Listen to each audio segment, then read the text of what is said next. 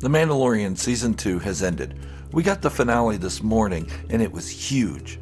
There will be spoilers for the episode in this video, so if you haven't seen it yet, go away and come back when you have watched it.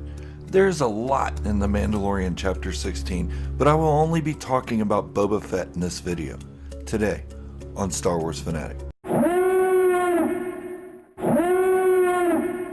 If you're new to the channel, please go ahead and hit the subscribe button.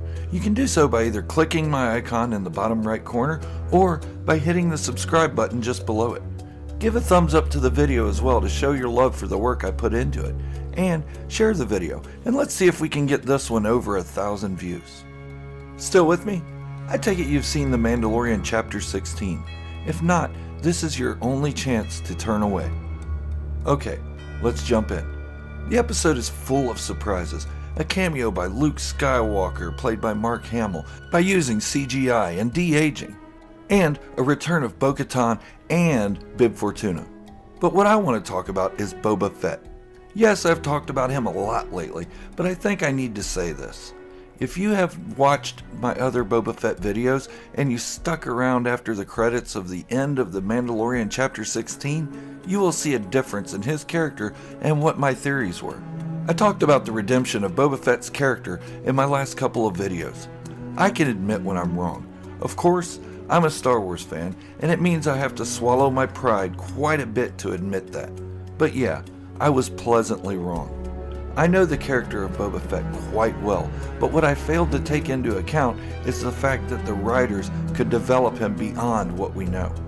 Let's put aside the scene where Sasha Banks' character, Casca Reeves, was holding her own against the famed bounty hunter. I thought, oh no, he can't go out like a punk again. But he didn't, and the fight was broken up. Another big bomb drop was that Bo-Katan said he was no Mandalorian, and he said in return, I never said I was. I will do an entire video on this interaction, but I will say there is a lot to consider before we write him off completely as a Mandalorian. As the story for The Mandalorian goes, Boba Fett fulfilled his promise to Din Djarin and helped him return the child Grogu. I was correct in the fact that Boba was not working for the Empire, but I was wrong about his motivations. After the credits end, the scene opens up to the twin suns setting over Tatooine. It then pans to a familiar place, Jabba's palace. In the palace, we see someone sitting on the throne. It is none other than Bib Fortuna. Only, he doesn't look as though he has missed many meals. However, his Gamorrean guards look to be starving. Maybe he took the food from them. Some blaster shots are fired in the stairway that was reminiscent of the scene in Return of the Jedi when Bosch arrived with Chewbacca in shackles.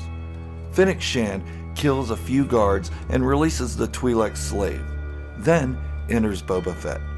Bib Fortuna recognizes him immediately and says he thought he died. Boba shoots the former henchman and takes his place on the throne in Jabba's palace. So this is a huge shift from what I believed would happen. Not only did I believe it, they set it up to be that Boba Fett was going to redeem himself and become one of the kind of good guys. But like I said before, I was pleasantly surprised. If I am right about all my theories, the story becomes boring and predictable. This was not predictable. I like it. The end fades to black and the words, "The Book of Boba Fett, coming December 2021, come across the screen. There is no confirmation as to whether it is an actual book or a series coming to the streaming service. I do hope it is a series though. Like I have said in the past, let's see more Boba Fett live action. So let's discuss Boba Fett's motivations and what this could mean for the character's obviously continuing arc. Boba now sits on Jabba's throne.